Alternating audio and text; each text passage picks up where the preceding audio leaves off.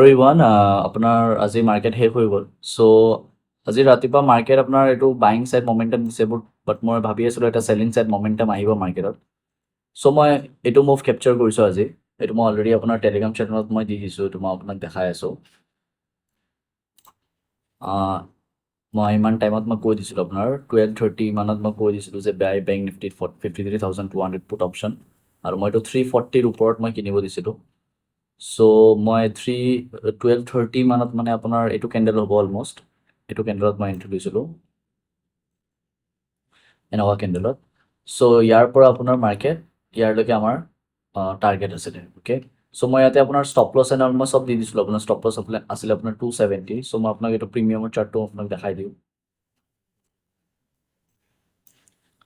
চ' মই এইটো কেণ্ডেলত আপোনাৰ এণ্ট্ৰি ল'ব দিছিলোঁ অলমষ্ট 12:30 মানত চ' 12:30 আপোনাৰ ইয়াতে ক'ৰবাত আছিলে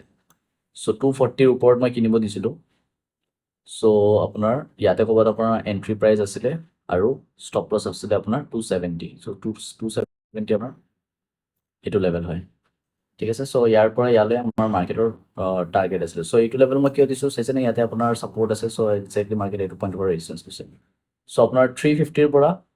495লৈকে মাৰ্কেটে মমেণ্টাম এটা দিছে চ' এইটো আমাৰ অলৰেডি টেলিগ্ৰাম চেনেলত আপলোড আছে মই দি দিছোঁ ইয়াতে